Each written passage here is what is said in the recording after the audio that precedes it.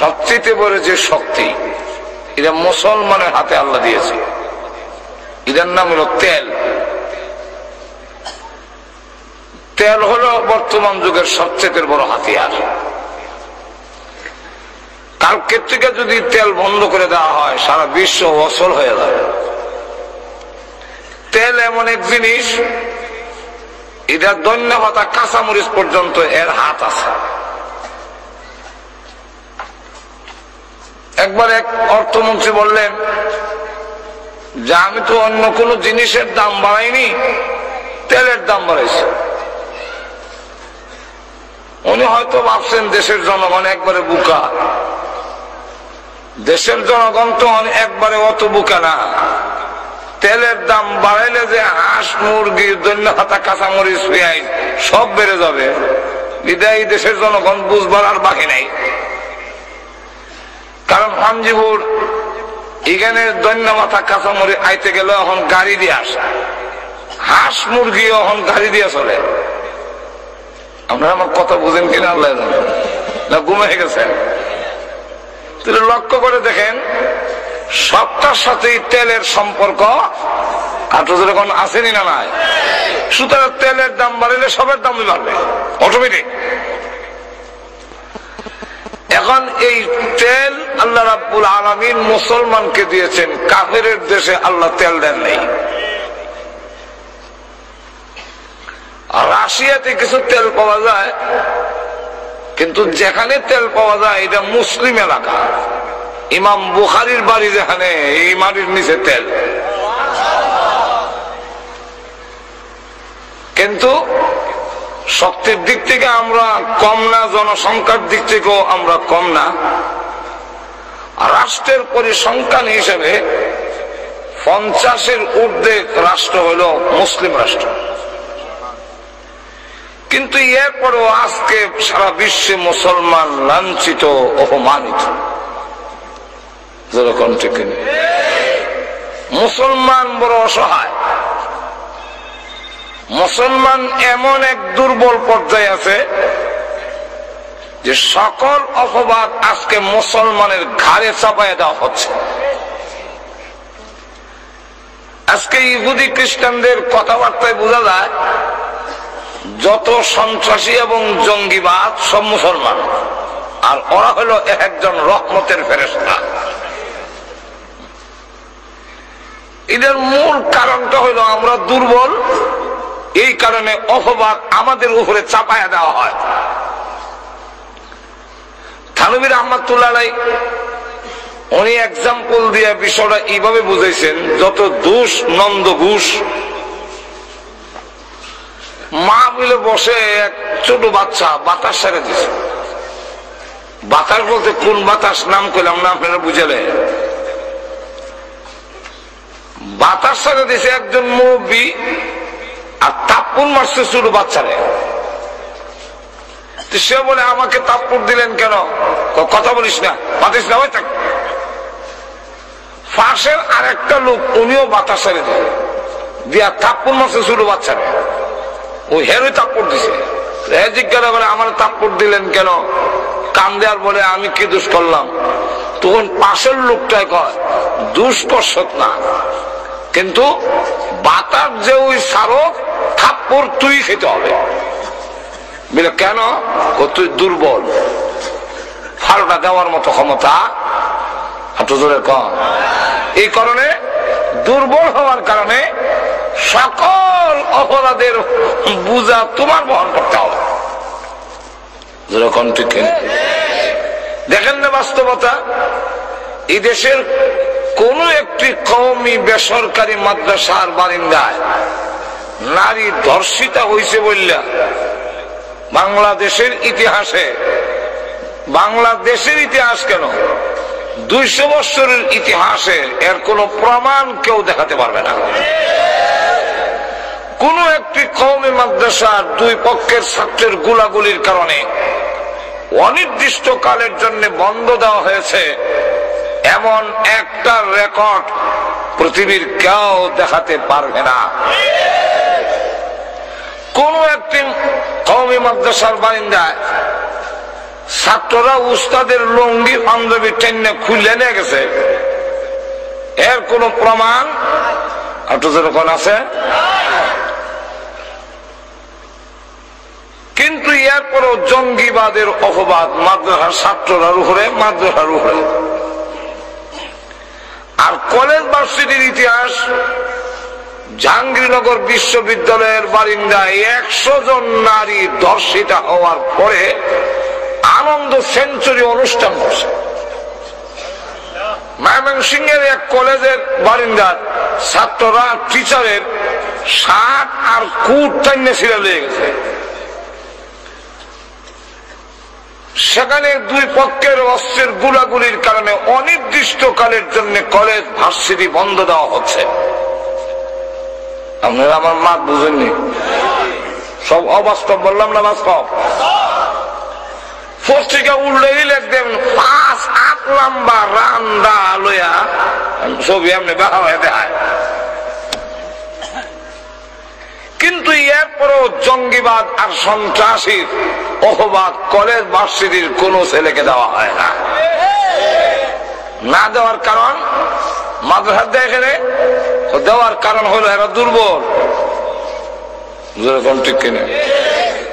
আর college ভার্সিটির ছেলেদেরকে যদি জঙ্গিবাদ কোন মন্ত্রী কয়, তাহলে হকিস্টিক দিঘা বাড়িয়া মন্ত্রীগিরি ছড়াই দিব, জোরে কোন ঠিক কিনা? তাহলে সকল অপবাদ দুর্বলের উপরে চাপাইয়া দেওয়া হয়। ঠিক আজকে সারা বিশ্বে সকল অপবাদ মুসলমানের উপরে চাপাইয়া দেওয়া হয়। কেন? মুসলমান আজকে অসহায়, বড় দুর্বল, এই জন্য সব দোষ মুসলমানের কাঁধে। কেন আজকে আমাদের এই পরিস্থিতি? এই পরিস্থিতি হওয়ার কারণটা কি? সংখ্যায়ও আমরা দুর্বল না, অর্থের দিক থেকেও আমরা দুর্বল না, রাষ্ট্রের সংখ্যা হিসেবেও তো আমরা কম না। কিন্তু আজকে মুসলিম এত লাঞ্ছিত অপমানিত কেন? অথচ আল্লাহ পাকের ঘোষণা, মহান আল্লাহ রাব্বুল আলামিন তার পবিত্র কোরআন শরীফে বলছেন যে মুসলমান যতই বিপদে পড়ুক সাহায্য করার দায়িত্ব আমি আল্লাহর। মুমিন যদি বিপদে পড়ে, ইমানদাররা বিপদে পড়ে, তাকে সাহায্য করা আল্লাহর ওয়াজিব। আল্লাহ নিজে বলছেন وَكَانَ حَقًّا عَلَيْنَا نَصْرُ الْمُؤْمِنِينَ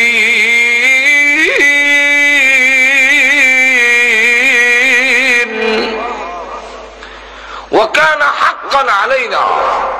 আল্লাহ বলেন আমার উপর হক, আমার জিম্মাদারি যে হাক্কান আলাইনা নাসরুল মুমিনিন, মুমিনদেরকে সাহায্য করা। মুমিনদেরকে সাহায্য আল্লাহ রাব্বুল আলামিন করবেন। শুধু এখানেই না, আল্লাহ রাব্বুল আলামিন আরেক আয়াতে বলছেন যে কিভাবে করবেন।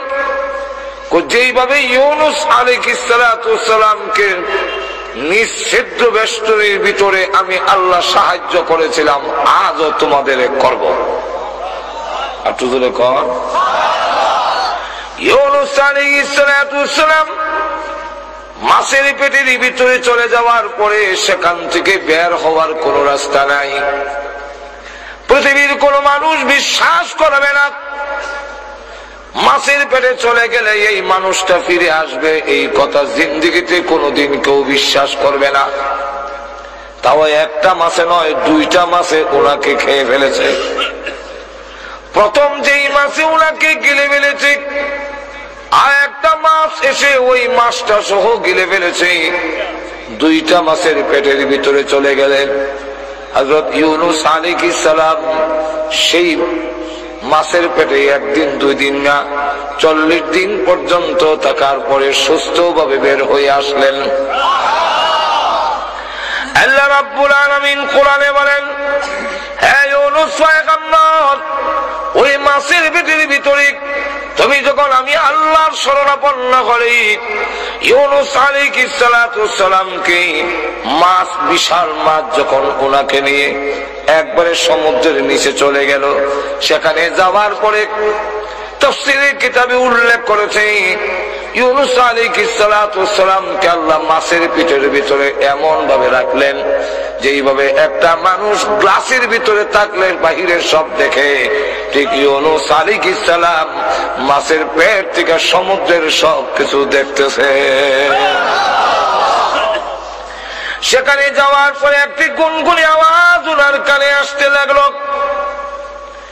সেখানে আল্লাহ রাব্বুল আলামিন ফেরেশতা পাঠাইলেন, পয়গম্বর যেখানে যাক ফেরেশতাও সেখানে যাক। ইউসুফ আলাইহিস সালাম যখন জেলখানার ভিতরে চলে গেল, জিবরাইল আলাইহিস সালাম একদিন জেলের ভিতরে গেলেন। ইউসুফ আলাইহিস সালাম ডাক দিয়ে বলেন, ও আল্লাহর পয়গম্বর, আপনি তো পবিত্র ফেরেশতা জিবরাইল, এই জেলখানার ভিতরে কেন আসলেন? এটা তো চোর ডাকাতির জায়গা, এরা তো খারাপ লোকদের বাসস্থান, অপবিত্র জায়গায় একটি জেলখানা, এর ভিতরে আপনি কেন আসলেন? জিবরাইল আলাইহিস সালাম জবাব দেন, ও আল্লাহর পয়গম্বর, ইউসুফ আলাইহিস সালাম যেই জেলের ভিতরে ঢুকে পড়েছে, এটা আর অপবিত্র রয়েছে না, পবিত্র হয়ে গেছে। সুতরাং আল্লাহর পয়গম্বর যেখানে এসে গেছেন, সেখানে আমি জিবরাইল আসা আর কোনো বাধা রয়েছে না। এখন লক্ষ্য করেন, ইউনূস আলাইহিস সালামের কাছে ফেরেশতা যাওয়ার পরে উনি ডাক দিয়ে বলেন, ও আল্লাহর রহমতের ফেরেশতা, এই অতল পানির নিচে আমি যখন চলে আসলাম, আসার পরে মাছের পেট থেকে একটি গুনগুনি আওয়াজ আমি শুনতে পাচ্ছি। ওই আওয়াজটা কিসের হয়? পানির নিচে এত গুনগুন গুনগুনের আওয়াজ কিসের? জিবরাইল বলেন, হ্যাঁ ইউনূস আলাইহিস সালাম, আপনার কানে যে গুনগুনি আওয়াজ আসতেছে, এই গুনগুনি আওয়াজটা হলো গুঞ্জন যে আওয়াজ হচ্ছে, এই আওয়াজটা হলো অতল পানির নিচে যতগুলো কাঙ্কর আছে, সমস্ত কাঙ্কর গুলো মহান আল্লাহর জিকিরে লিপ্ত আছে, আল্লাহর জিকির করতেছেন, তাদের আওয়াজ আপনি শুনছেন। ইউনূস আলাইহিস সালাম আল্লাহর পেটের ভিতরে তিনিও জিকির শুরু করলেন, লা ইলাহা ইল্লা আনতা সুবহানাকা ইন্নী কুনতু মিনাজ জালিমিন। আল্লাহ রাব্বুল আলামিন জবাবে বলেন, হে ইউনূস আলাইহিস সালাম, ওই অতল পানির নিচে দুইটা মাছের পেটের ভিতরে চারটা অন্ধকারের মধ্যে থেকে যখন আমার শরণাপন্ন হলে আমার জিকির করতে আরম্ভ করেছো, আমি আল্লাহ রাব্বুল আলামিন তোমার জিকির শুনেছি। শুধু শুনছি তাই না, ফাস্তাজাবনা লাহু, আবার জবাব দিয়েছি। শুধু জবাব দিয়ে শেষ না, ওয়ানাজাইনাকুম মিনাল গাম্মি, এই বিপদ থেকে আমি আল্লাহ তোমাকে উদ্ধার করেছি। শুধু এখানেই না, শুধু তোমাকে উদ্ধার করে শেষ নয়, এমনি ভাবে ওয়াকাযালিকা নুজিল মুমিনিন, আল্লাহ রাব্বুল আলামিন বলে এমনি ভাবে। কেমনি ভাবে? এমনি ভাবে। এই কথা বললেই এটার মধ্যে একটা প্রশ্ন জানায়, কেমনে?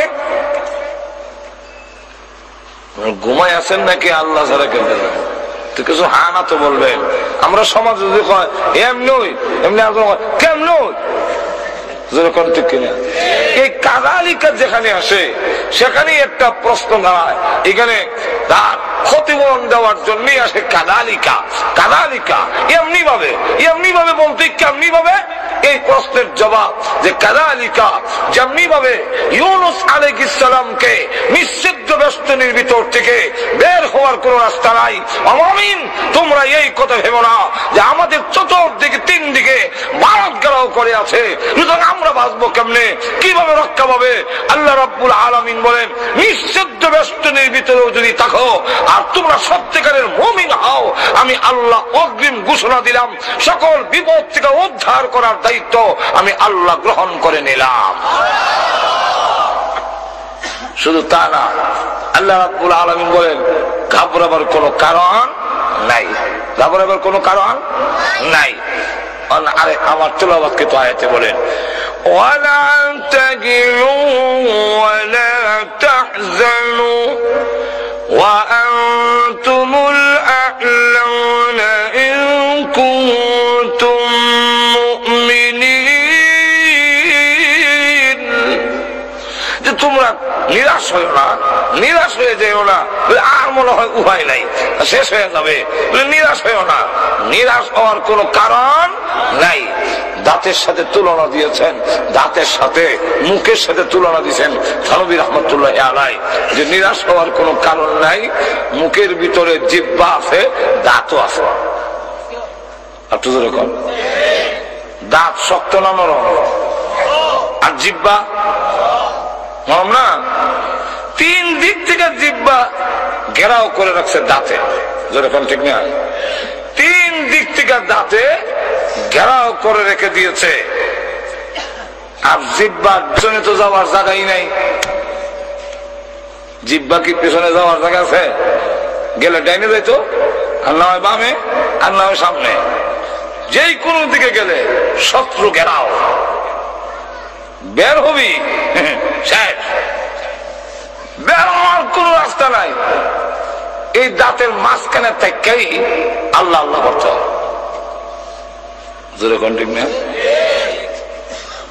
কিন্তু লক্ষ্য করে দেখেন, দাঁতের দৃষ্টান্ত হলো বাতিলের সাথে, আর জিহ্বার দৃষ্টান্তটা হলো হকের সাথে। আর একটু জোরে কম। বাতিলের কাজ হলো হামলা করা, আক্রমণ করা। দাঁত যেইভাবে তার কাম হইল উপকার করলেও কাম হয়। দাঁতের চিবায় যদি গোস্তের টুকরা আটকা যায়, খিলেল দিয়েও লাগাল না হওয়া যায়। জিহ্বার কিন্তু খবর আছে। জিহ্বা দেখবেন কতক্ষণ ঘরে ঘরে ঠেলে। বলেন তো দেখি, যেই সময় দাঁতের চিবার থেকে গোস্তের টুকরা বের করার জন্য ধাক্কা দেয়, আসতে দেরি হইলে দাঁতে কি খাতির করবে না কামড় মারে দিব? আর একটু জোরে কর। কামড় মারতো না নি? তখনও কামড় মারে। দাঁতের উপকার করতে গেলেও কামড় মারে। আমাদের দেশে দেখবেন দাওয়াত তাবলীগে ভালো কাজ করতেও যদি কোনো মহল্লায় যায়, একদল আছে গাছটি গুটি উড়ায় বাইরে ফালাই দেয়। আর একটু জোরে বলে, ভালো কাজ করতে আইলো ফালাই দেও কেন? বাতিলের কাজ হইলো হামলা করা, উপকার করলেও কামড় মারে। আর জিহ্বার কাজ হইলো তুমি যতই কামড় দাও, আমি পাল্টা কামড় দেব না, আমি তোমার উপকার করতে চাই। আর একটু জোরে বলেন। ঠিক আলে হকের কাজ হইলো বাতিল যতই হামলা করুক, যতই জঙ্গিবাদ বলুক, যতই ওয়াহাবি বলে গালি দিতে চায়, যত কিছুই করুক না কেন, কিন্তু হকপন্থীদের কাজ হইলো আমাকে গালি দিতে পারো, আমাকে হামলা করতে পারো, আমাকে আঘাত করতে পারো, আমি কিন্তু তোমার কল্যাণে কাজ করেই যাব, থামবো না। আবু জাহিলের কাম হইলো হামলা করা, রসুলের কাজ হইলো এর বড় গিয়া দাওয়াত দেওয়া। আর গ্রহণ লক্ষ্য করে দেখেন, এই পরিস্থিতিতে জিহ্বা যতই দুর্বল, যতই অসহায়, আর দাঁত যত শক্ত হোক, তিন দিক থেকে গেলাও জিহ্বার আর উপায় নাই। কিন্তু লক্ষ্য করে দেখুন, মৃত্যুর আগে দাঁত ভেঙ্গে খান কান হইয়া পড়ে যায়। আপনার পাঞ্জি বুড়ির কেউ দাঁত পড়ে না মনে হয় না, বসে। কিন্তু মরার আগ পর্যন্ত কারো জিহ্বা জয়রা পড়ে না। একটু জোরে বলে। দাঁত শক্ত হলে কি হবে? তিন দিক থেকে ঘেরাও করে থাকলে কি হবে? ভেঙ্গে খান খান হয়। আর জিহ্বা যতই দুর্বল এবং অসহায় হোক, মৃত্যুর আগ পর্যন্ত জিহ্বা তার মুখের মধ্যে থাকে, মৃত্যুর সময় জিহ্বা নিয়ে কবরে যায়। ধরে বলেন ঠিক না? তেমনি ভাবে বাতিল যত বড় শক্তিশালী হোক, ব্যঙ্গে খান খান হবে। হক যতই দুর্বল হোক, কিয়ামত পর্যন্ত এই জমিনে ইসলাম, মুমিন এবং হকপন্থীরা জিন্দা থাকবে, নিশ্চিন্ন হবে না। আল্লাহ রাব্বুল আলামিনের এত কিছু ঘোষণার পরেও আমাদের অবস্থা আজকে এরকম কেন? জোরে কোন ঠিক কিনা? আরো জোরে বলেন। কেন হওয়ার কারণ, নিজের সন্তান যখন উচ্ছৃঙ্খল হয়ে যায়, দেখবেন এটাকে কন্ট্রোল করা যায় না। আমরা ছোট সময় দেখছি বাবা আরো কিছু লোকরে ডাকাই না, এটার একটু সাইজ করে দাও। আপনি আমার কথা বুঝেন না? নিজেরই সন্তান, এটা উচ্ছৃঙ্খল হয়ে গেছে, কন্ট্রোল করা যায় না, তখন আদি ভাড়ার লোকরে ডাকাই না, এটারে কিছু ফিটটা সাইজ করে দাও। না কেন? এই সাইজ করার উদ্দেশ্য হইল তোমাকে সঠিক পথে নিয়ে আসা। বাবা হইয়া যেমন নিজের সন্তানকে অন্যকে দিয়ে পিঠায়, আল্লাহ বলেন তোমরা যখন আমি আল্লাহর কথা মানবে না, মুমিন হয়ে যখন পাপাচারে লিপ্ত হবে, যখন জঘন্যতম অপরাধে লিপ্ত হয়ে যাবে, তখন আমি আল্লাহ দুশ্মন দিয়ে পিটাইয়া তোমরা সাইজ করব। আর জোরে কম, এদের একটা কবিতা দিয়ে বললে আপনারা বুঝতে সুবিধা হবে। বলবো? কুকন কুকন ডাক পারি, কুকন মোদের কার বাড়ি, আয় রে কুকন ঘরে আয়, দুধ মাখা ভাত কাকে খায়? কে খায়? কাকে খায়? ডাকে খারে, ডাকে খারে। কুকন রে ভাত খায় কে? দা কাকে? কাকে যদি খায় কুকন রে দেয় এখানে।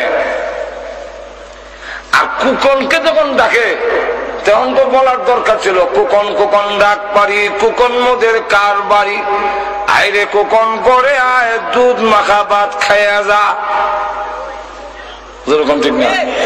ডাকে কুকন রে আর ভাত খায় খাওয়ায়। এটা কি কবিতা? কবিতা ঠিক আছে, কিন্তু কিছু শব্দ মাহজুব আছে, উজ্জ আছে।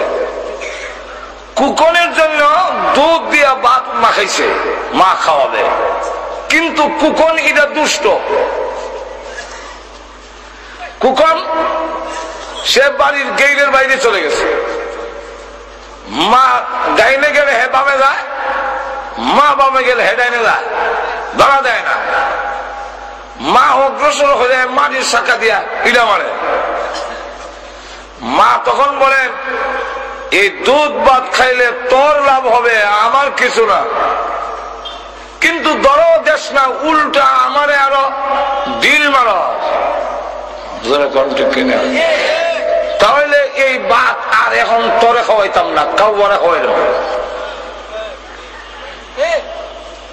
ভাত ছিল তোর, কিন্তু তোর আসরে কাউয়ায় খায়। তাহলে কবিতাটা হবে কুকন কুকন ডাক পারি, কুকন মোদের কার বাড়ি, আইরে কুকন ঘরে আয়, তোর দুধ মাখা ভাত তোর আচরণে কাকে খায়? আর তো জোরে কম।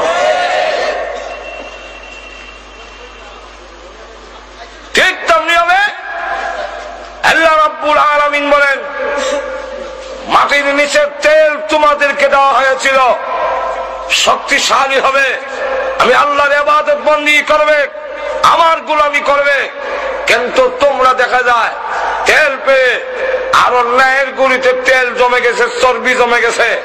এখন তোমরাও ওই মূর্তি পূজারীদের মতো মূর্তির সংস্কৃতিতে বিশ্বাসী হয়ে গেলে, তোমরাও আমি আল্লাহকে ছেড়ে দিয়ে মূর্তির সংস্কৃতিতে বিশ্বাস করো, জায়গায় জায়গায় মূর্তি স্থাপন করো, ভাস্কর্যের নামে তোমরা মূর্তি স্থাপন করো, মূর্তির সামনে গিয়ে হে হে করো। যেরকম ঠিক না? তোমরা যখন কবরের সামনে গিয়ে সেজদা দাও, তোমরা যখন মূর্তির সামনে সেজদা দাও, তোমরা যখন এক ভণ্ডর সামনে গিয়ে মাথা ঝুঁকাও, নিজের হাতে তুমি নিজের মর্যাদা কমাইছ, অতএব তোমাকে কেউ রক্ষা করতে পারবে না। আর একটু জোরে বলেন।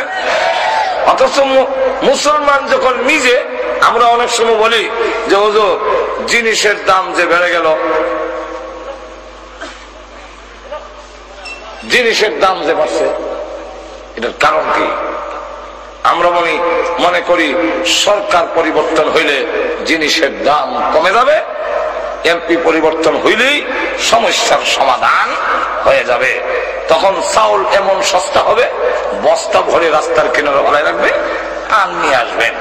আর হয়তো তেল, সোয়াবিন এগুলো খাল দিয়ে বসে দেব, বালতি বইয়া নিয়ে আসবেন। এমন আশা করে কিন্তু বসে আছেন যে সরকার পরিবর্তন হয়ে গেলেই সব হয়ে যাবে, কিন্তু আদৌ হবে না। একবার আমাকে বললো, হুজুর ওয়াজ করলে খালি হবে? জিনিসের দাম যে বাড়ছে এগুলার কিছু প্রতিবাদ করার দরকার নাই? কি জিনিসের দাম বাড়লো? যে চাউলের দাম বাড়ছে। আমি না বাড়ে আমার কি হইলো? 500 টাকা কেজি হইলো, আমার তো কোনো সমস্যা নাই, আমি সারা বছর মানুষের গরুই খাই। 500 না 1000 হইলে কি? তেলের দামও বাড়ছে, তা তো সমস্যা, কারণ আমার গাড়ির তো আর কেউ তেল খাওয়ায় না। দিলাম মিছিল, তেলের দাম কমাতে হবে, আর না হয় গদ্দি ছেড়ে দিতে হবে। ছেড়ে দিল, আরেক দল ক্ষমতায় গেল, যাওয়ার পরে আরো 10 টাকা করে তেলের দাম বাড়াইছে। তখন জিজ্ঞাসা করলাম, এখন বাড়াইলেন কেন? আমাকে তখন জবাব দেয়, হুজুর দেশ চালাইতে গেলে তো তেলের দাম বাড়াইতে হবে না, সরকার চালাবে কিভাবে?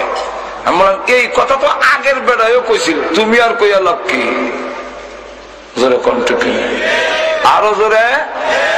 মূল সমস্যা এখানে নয়, মূল সমস্যা হলো হাদিসে কুদসির মধ্যে আল্লাহ রাব্বুল আলামিন বলেন, তোমার দাম বাড়াও, তখন জিনিসের দাম কমবে, তোমার দাম বাড়বে।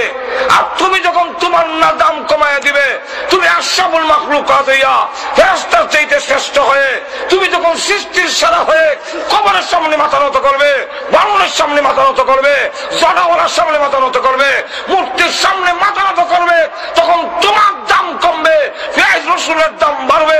পৃথিবীর কেউ তোমাদের জিনিসের দাম কমাতে পারবে না। আর টিভি বাস্তবতা। আর সাহাবায়ে কেরাম আল্লাহ ছাড়া কারো সামনে মাথা নত করতে তারা জানে না। যেরকম ঠিক কিনা? এই কারণে তাদের দাম বাড়ছে, জিনিসের দাম কমছে। যেরকম ঠিক কিনা? আল্লাহু আকবার। সংখ্যায় কম, কিন্তু এরপরও তাদের সাথে কুলাইতে পারছে না। আবু উবাইদা ইবনুল জাররাহ রাদিয়াল্লাহু আনহু, তিনি হলেন সেনাপতি নিযুক্ত হয়েছেন নতুন, তাই ফজরের নামাজ তিনি পড়ালেন। পড়ানোর পরই দেখে 60,000 সোলজার সামনে এসে দেখে বলতেছে, হে মুসলমানেরা, তোমরা নাকি যুদ্ধের ময়দানে মরলে জান্নাতে চলে যাও? কেউ যদি জান্নাতে যাওয়ার শখ থাকে, আসো জান্নাতে পাঠাই। জান্নাতে পাঠাই না ক্রিটিসাইজ করতেছে। এই ক্রিটিসাইজটা কেন? এর একটা কারণ আছে। কারণটা হইল, মুসলমানরা যখন ইয়ারমুকের মাঠে গিয়ে তাবু গাড়ল, হিরাক্লিয়াস রাজা তখন গোয়েন্দা পাঠাইল যে মুসলমান যে আমাদের সাথে লড়াই করতে আসছে, রাত্রে একটু গোপনে গোপনে তাদের একটু খোঁজ খবর নাও তো। খোঁজ খবর নিয়ে গোয়েন্দারা যে রিপোর্ট দিছে, এই রিপোর্টটা হইল মুসলিম জাতি বড় ভীতু, এদেরকে হয়তো সরকার জোর করে চাপ দিয়ে পাঠাই দিছে, ওরা আসতে রাজি না। কেমনি বললে? দেখলাম কেউ দাঁড়াইয়া, কেউ মাথা নত করে, কেউ মাটিতে মাথা রেখে, কেউ 2 হাত উঁচু করে কাঁদছে। এতে বোঝা যায় আগামীকাল যুদ্ধ যে হবে, রাত থেকে কান্না শুরু করছে। অথচ সাহাবায়ে কেরামের অবস্থা হইল ফুরসানুন বিন নাহার ও রুহবানুন বিল লাইল। দিনের বেলা তারা ঘোড়সওয়ার, আর রাতের বেলা একজন দুনিয়া থেকে দরবেশ আল্লাহওয়ালা। জোরে কোন ঠিক না? আর দিনের বেলা যখন ঘোড়ার উপরে উঠে, তার চাইতে নির্ভীক এই জমিনে আর কেউ হতে পারে না। আর তো জোরে কোন না? এখন লক্ষ্য করে দেখেন রিপোর্টটা যে গোয়েন্দারা দিছে এটা কি ঠিক দিছে না ও ঠিক দিছে? এত এগুলো বুঝছে না যে সাজদা দিয়া সাহাবীরা যে কান্দাছে আল্লাহর দরবারে, এটা তো বুঝছে না। মনে করছে এইভাবে হাত তুলে কান্দে, মাথা নোয়া কান্দে, সাজদা দিয়া কান্দে। বাদশা তখন ভাবলো ৬০,০০০ সোলজার একটা হুমকি দিয়ে আসো। রাত থেকে যখন কান্দা শুরু হয়েছে, এই জাতিকে একটা হুমকি দিলে এক দৌড় দিবে আর মদিনার আগে আর খারইতো না। আবু উবাইদা ইবনুল জাররাহ রাদিয়াল্লাহু আনহু বলেন, কেন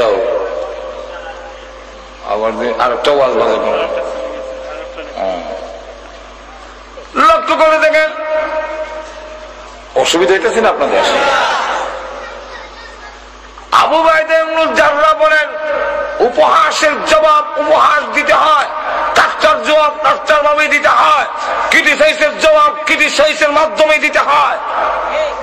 আর একটু জোরে কর না। এই ৬০,০০০ সোলজারে এমন একজন আছে কি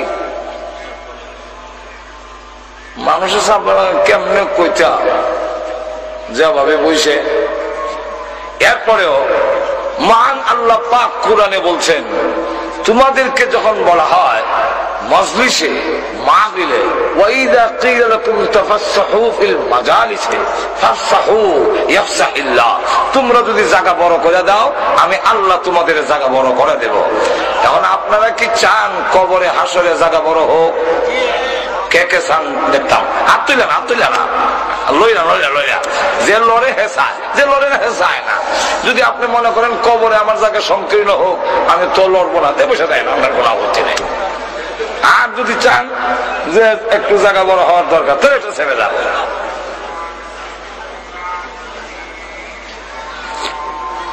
ভাইরা আমার মনোযোগ দিয়ে শুনেন, ইটা কার? একটা ওয়াজ হইতেছে অটোমেটিক, লক্ষ্য করে দেখেন। না এটা না,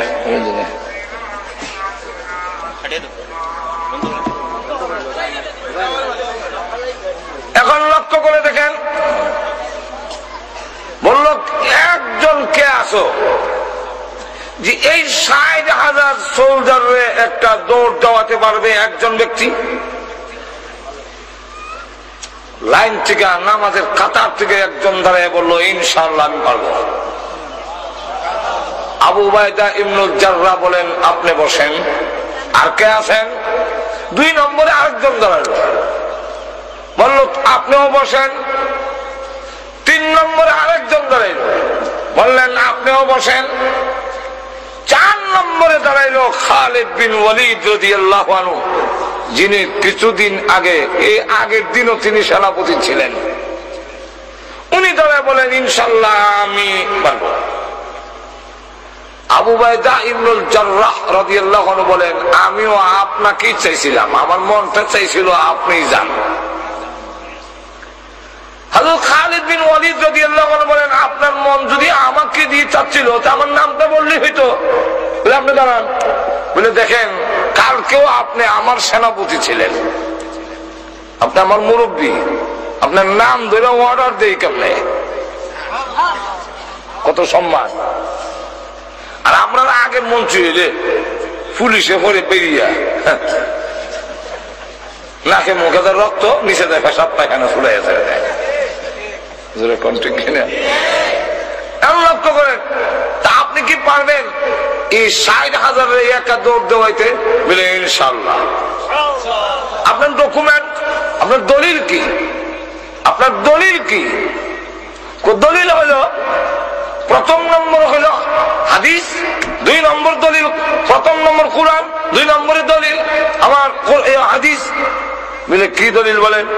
বলে ১ নম্বর হলো আল্লাহ কুরআনে বলছেন, ওয়ালা তাহিনু ওয়ালা তাহজানু ওয়া আনতুমুল আ'লাউনা ইন কুনতুম মুমিনিন। তোমরা ঘাবড়ায়ো না, তোমরা ভয় পেও না, নিরাশ হয়ো না, সব জায়গায় তোমরা বিজয়ী হবে যদি তোমরা মুমিন হও। তো আল্লাহর ঘোষণা অনুযায়ী আমি মুমিন হইলে বিজয়ী হব। জোরে কোন ঠিক কেন? সেখানে তো বলা হয় নাই যে 60,000-এর মোকাবেলায় 60,000 যেতে হবে, জোরে কোন ঠিক না? শুধু শর্ত দিচ্ছেন মুমিন যদি হও বিজয়ী হবে, জোরে কোন ঠিক না? তখন লক্ষ্য করে দেখেন এই পরিস্থিতিতে হাদিস, আল্লাহু আকবার, হাদিসে আল্লাহ রাসূল বলেন যার ভিতরে ঈমান আছে সে হলো জিন্দা, আর যার ভিতরে ঈমান নাই সে হলো মুর্দা। 60,000 মুর্দা, আমি একা জিন্দা।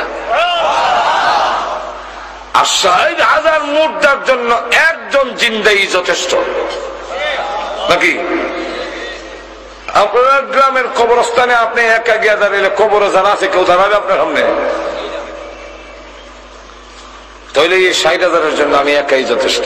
আচ্ছা, তাহলে আপনি যান, তবে একা যান কেমনে? আরো 59 জন দেই, তাহলে কজন হবে?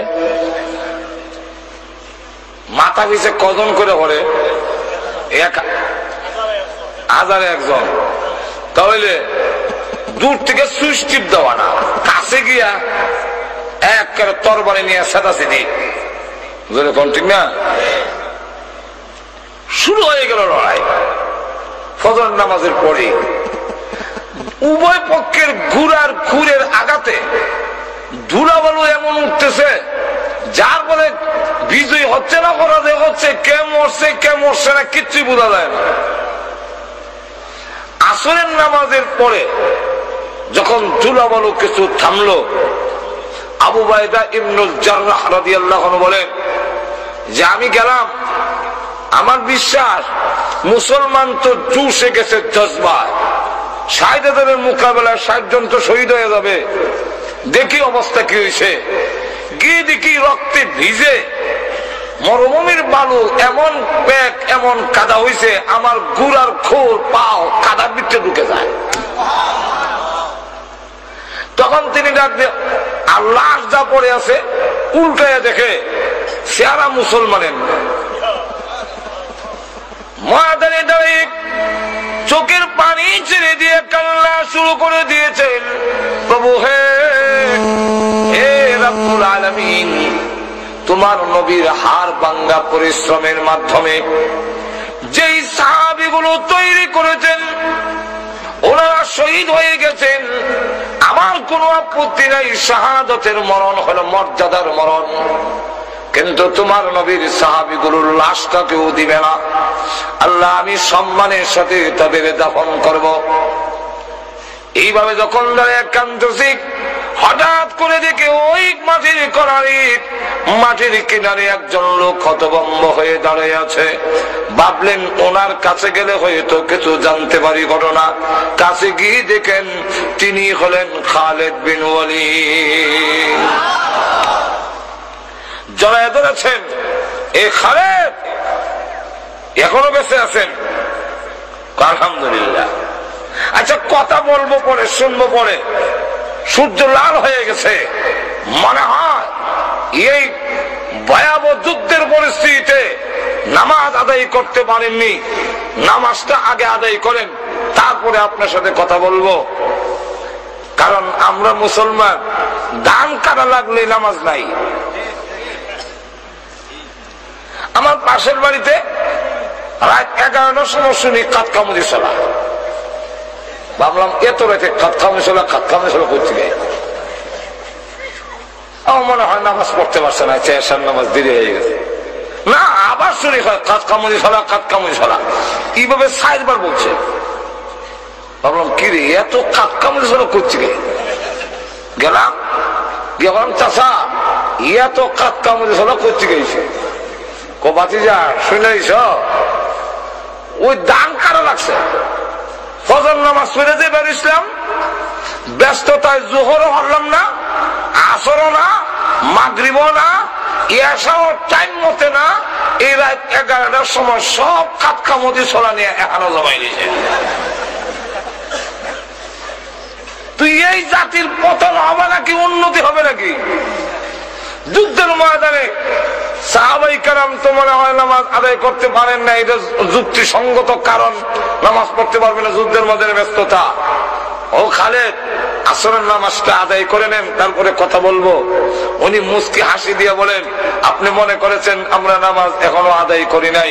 আপনার পিছনে যে ফজর নামাজ পড়ছিলাম সেই ওযু এখনো আছে।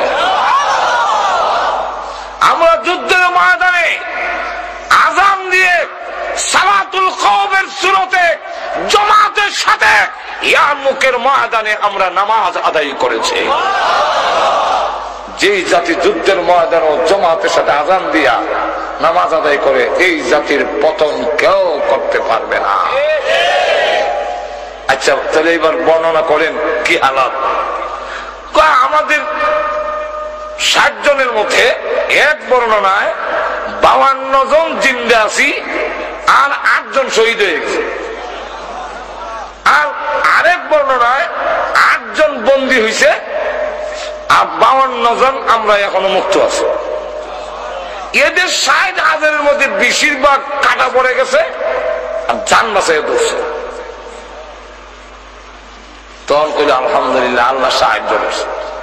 এইদিকে তারা মাইর খাইয়া হেরাক্লিয়াসের কাছে গিয়ে বলে যে আর যদি কোনদিন বলেন মুসলমানের সামনে যাওয়ার জন্য, খালিদ বিন ওয়ালিদের সামনে যাওয়ার জন্য চাকরি ছাড়তে রাজি, ইস্তেফা দিতে রাজি, এরা সামনে যেতে রাজি। বাদশা বলে, একা খালিদকে তোমরা এত ভয় করে কেন? আর গোয়েন্দা কইল কি আর হইল কি? গোয়েন্দা তো কোন রাত থেকে কান্না শুরু করছে। এখন তো দেখা যায় ক্ষুধার্ত বাঘ ছাগলের বকরির ভালো যেভাবে হরে, এইভাবে বিষয়টা কিটা। একা খালিদ বিন ওয়ালিদকে এত ভয় করে কেন? তারা জবাব দেয়, এই নরম গদ্দিত বইয়া হইয়া মাঠো যান।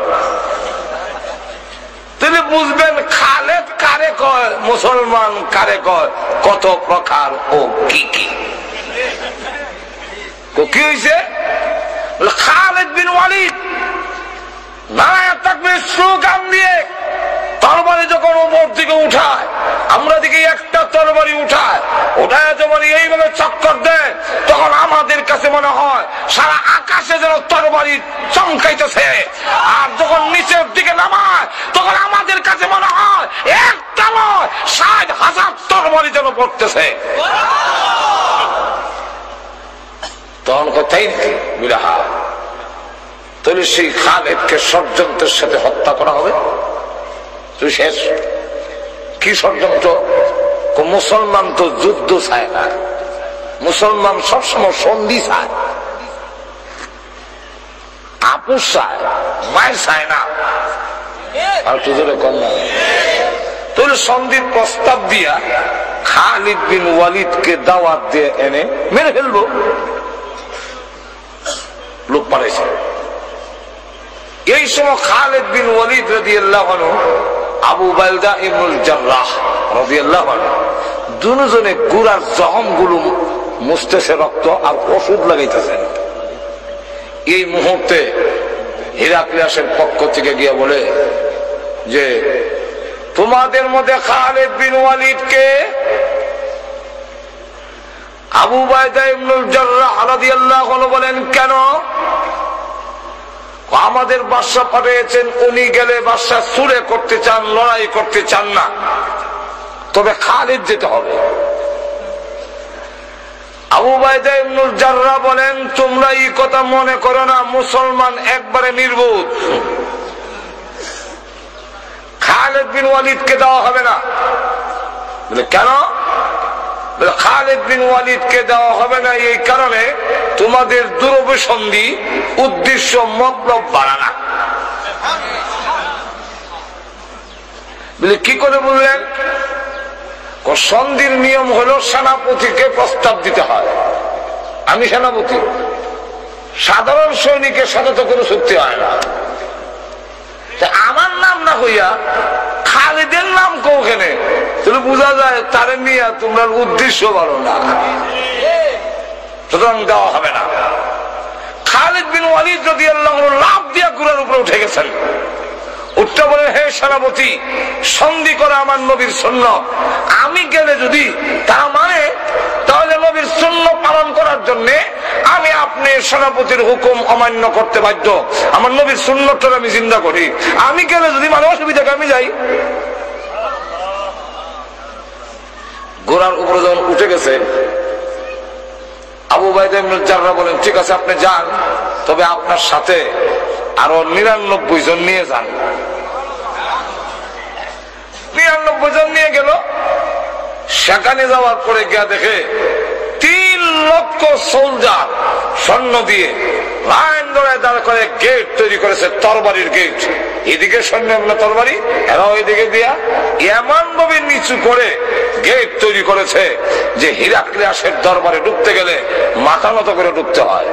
আর অর্ডার হইল, যখন ভিতরে ঢুকে পড়বে তার মাথা থাকবে নিচে আর তরবারি থাকবে কুশের ভিতরে, তখন তার বের করতে পারবে না, তখন তাকে মেরে ফেলা হবে।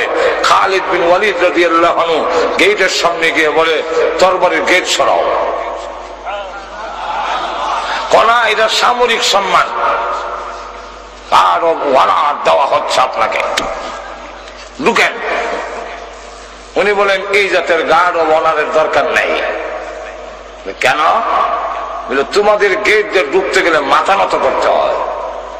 আমরা এই মাথা জীবনে বহু মূর্তির সামনে নত করেছি। ঈমান আনার পরে আল্লাহ ছাড়া পৃথিবীর কোন শক্তির সামনে সম্মান দেখাবার জন্য মুসলমান মাথা নত করে না। সুতরাং তোমাদের গেট সরাও, আমি ঢুকবো না। ওরা ঢুকতেই হবে। সরাবি না লাগতে দিতাম,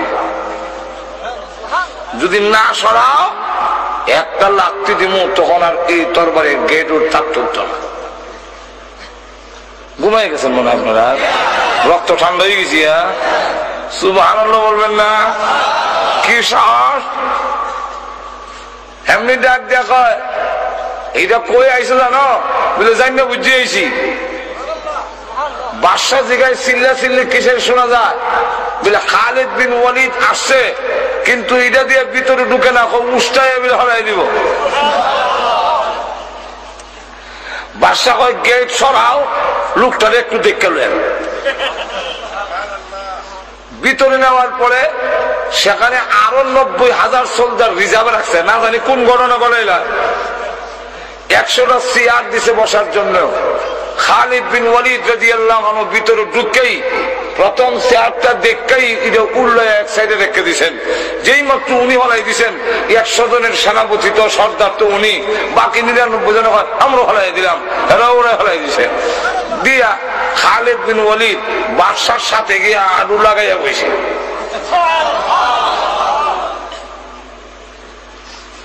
আর বাকিরা গোল বেড দিয়ে বসে, যেমন বোঝা যায় আরবি নুন বানাইছে, নুন। আর নক্তা হইল খালেদ, নুনের নক্তা। এমনি ডাক দিয়া কয়, তোমরা চেয়ার দিলাম, চেয়ারও বসো না, আরুর সাথে আরু লাগাই বসো, তোমরা নিচে গুল দেও বেড দিয়ে বসো। মুসলমান এখনো সভ্যতা শিখছে না। এই চেয়ারও বলে না কেন? বলে চেয়ারও না বসার কারণ হইল, আমাদের রসুল বলেছেন পুরুষের জন্য স্বর্ণ ব্যবহার করা হারাম। তোমার চেয়ারের ভাইয়ার মধ্যে স্বর্ণ লাগাই না, এর লেগে এই চেয়ার আমরা বসিও নাই, দেখতেও চাই না, হারাই দিছি উল্টে। আরুর সাথে আরো লাগাই বসে কেন? বলে এটা পরে কোন আগে কও আনছো কেন? চুক্তি করবো লেগে আনছো নি? বুঝলে হ, তুমি কও চুক্তি প্রথম নম্বর শর্ত লা ইলাহা ইল্লাল্লাহু মুহাম্মাদুর রাসূলুল্লাহ। এই কালিমা করে নাও, তুমি আর আমি মুসলমান ভাই ভাই, আর কোন ঝগড়া ফাসাদ নাই। ওই কথা বলে তো তোমরা দল হয়ে গেলাম কি? খালিদ বিন ওয়ালিদ বলেন, হ্যাঁ, স্বজ্ঞানে স্ব ইচ্ছায় যদি কেউ মুসলমান না হয়, ইসলামের পক্ষ থেকে মুসলমানের পক্ষ থেকে কোনো চাপাচাপির বিধান নাই। জোর করে তোমার মুসলমান বানানো হবে না, স্ব ইচ্ছায় স্বজ্ঞানে হইতে হবে। এখন যখন তুমি মানতে রাজি না, তো ঠিক আছে, আল্লাহর জমিনে থাকতে হইলে আল্লাহ ওয়ালারে ট্যাক্স দিয়ে থাকতে হবে। জমিন আল্লাহ, আসমান আল্লাহ, আলু বাতাস আল্লাহ। সুতরাং এখানে আল্লাহ ওয়ালারে ট্যাক্স দিয়ে থাকতে হইব। ও ট্যাক্স দিবানি। এটা তো অপমানের কথা, অপমান না, এটা মানতাম না। এমনি খালেদ বিন ওয়ালিদ কুশের ভিতর থেকে টান দিয়া তরবারিটা বাইর করিয়া বাদশার কল্লার উপর দিয়ে একটা বুদ্ধি দিছে, দিয়া হয়তো হলে 3 নম্বর ফায়সালা এটাও। সেমনি খালি একটা গুড়ানি দিছে, একটা সিবা মারছে। আমি শুনছে তো খালিদ বিন ওয়ালিদ একটা সাদা তরবারি বের করে, কিন্তু সারা আকাশে খালি তরবারি দেখা যায়। নিচের দিকে হওয়ার সময় মনে হয় যে 60,000 হরতেছে, এর লোকে ফেলে সিবা মারছে। কিন্তু এরপরও একটা বাদশা তো একটু সাহস রাখল লাগে, অহংকার দেওয়া হয়, এ খালেদ কোথায় তুমি দৃষ্টতা দেখাও, তুমি কি অনুমান করতে পারোনি 3 লক্ষ সোলজার দেখে এসেছ, রিজার্ভে রাখছি 90,000, এখন হুকুম দিলে তোমাকে 3,90,000 টুকরা করে ফেলবে। আমরা শোনা, এরা কি ইয়ার মুখের ময়দান, এরা হিরাক্লিয়াসের রাজ দরবার। খালিদ বিন ওয়ালিদ মুস্কি, কোনো ভয় নাই, মুস্কি হাসি দিয়া কয়, এটা বুঝা শুনেই তোমার আলুর সাথে আলু লাগাইয়া আগুই বইছি, যেমন তরবারি দিয়া গলা লাগাল হওয়া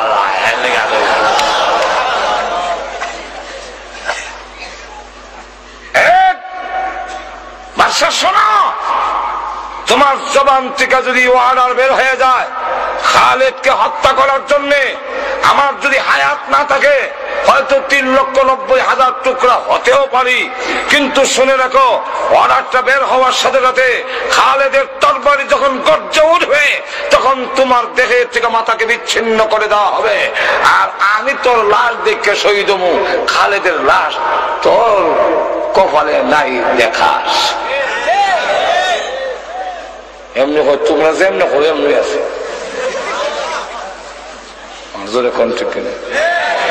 এই খালেদের আজকে ভাবার হইলো কইলে খালেদের বাহাদুরি নয়। খালেদ বিন ওয়ালিদ তো উহুদের যুদ্ধে আলীর সামনে দাঁড়াতে পারেনি, আমির হামলার সামনে দাঁড়াতে পারেনি, তাই পলায়ন করে পাহাড়ের পিছন দিয়ে গিয়ে হামলা করেছিল।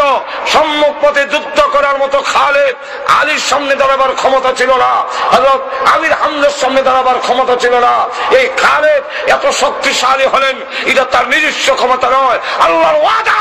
তোমরা যদি সত্যিকার মুসলমান হও, আমি আল্লাহ ওয়াদা দিলাম সব জায়গায় বিজয়ী হবে, পরাজয় কোনোদিন তেল বুঝে খায়।